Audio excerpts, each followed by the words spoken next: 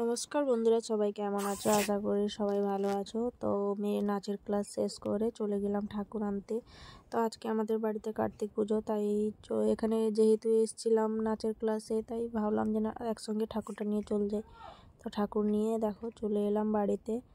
দেখো বাড়িতে ঢুকছি, এখন বাড়ির যে সামনের যে রাস্তাটা সেই রাস্তাতেই ঢুকছি। আর বরকে বলছে একটু ভিডিও করে দাও, তাই একটু ভিডিও করে দিল যাতে তোমাদের সঙ্গে শেয়ার করতে পারি। এই দেখো ঠাকুর নিয়ে এখন চলে এলাম বাড়িতে ঢুকে গেলাম। বাড়িতে ঢুকে যেখানে পুজো হবে সেইখানে আস্তে করে ঠাকুরটাকে বসিয়ে দিলাম ঠিকঠাক করে। দেখো আস্তে করে ঠাকুরটাকে বসিয়ে দিলাম, আর একটা ছোট ভিডিও করে রেখেছিলাম যাতে তোমাদের সঙ্গে শেয়ার করতে পারি। দেখো বসিয়ে দিলাম, তারপরে মুখ থেকে কাগজটা খুলে দেওয়ার পরে ঠাকুরটি কেমন লাগছে না লাগছে ছোটোর ওপরে নিয়ে এসেছি।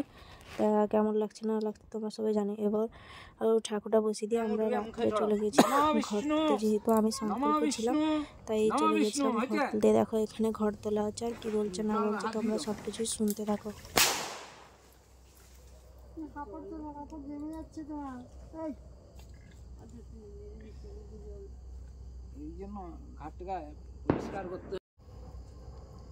একদন্ত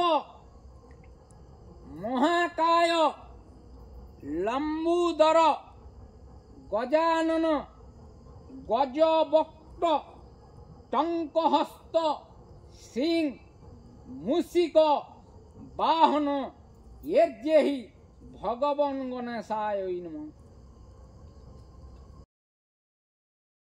ঘর তোলা হয়ে যাওয়ার পর এখন ঘর নিয়ে আমরা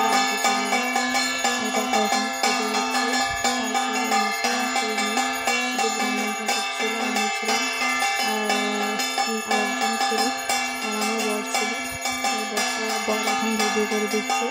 এই দেখো আমি এখানে বসছি, আর এই দেখো পুজো সবাই যে বাড়ি চলে গেছে, কেউ ঘুমিয়ে গেছে। বসে অনেক রাগ হয়ে গেছিল।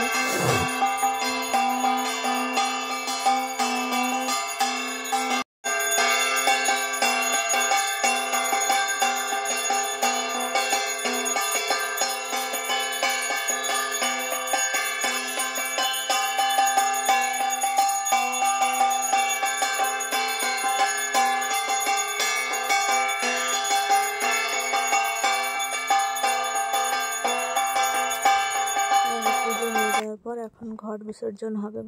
তখন বাজে প্রায় ভোর 5:30টার দিকে, তখনও ঠিকঠাক মতো সকাল হয়নি। দেখো ব্রাহ্মণ ঠাকুর এখন ঘরটাকে তুলে নিয়েছে, ঘট বিসর্জন হবে এবং আস্তে আস্তে আমরা বেরিয়ে যাচ্ছি ঘট বিসর্জনের দিকে। দেখো তখনও ছিল সেই আমার বর ঘুমিয়ে গেছিলো, তাকে জোর মার করে ডাকতে উঠেছে। এবারে চলে এসেছি ঘরের পুকুর ঘাটে। দেখো এখনও ঠিকঠাক মতো ফাঁকা হয়নি, পুরো অন্ধকার। আর শীতকালের বেলা তো ভোর হতে এখন দেরি হয়, তখন বাজে প্রায় 5:30টার দিকে ঘট বিসর্জন হচ্ছে।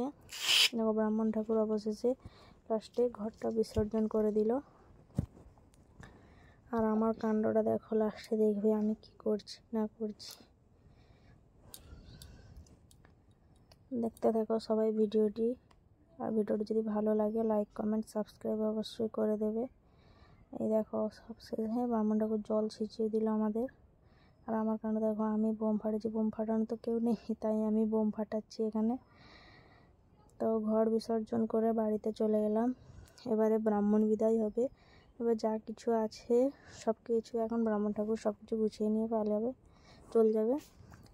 এবার সব শেষে ছেলেকে তো বিদায় জানাতে হবে, তাই তেল মাখিয়ে চুল চিরুনি করে দিলাম এবং আয়না দেখিয়ে দিলাম, বরণ করে নিচ্ছি এখন। তো আমি লাস্টে মিষ্টি মুখ করে দিলাম। মিষ্টি মুখ করে দেওয়ার পর এখন একটু পান খাইয়ে দিচ্ছি।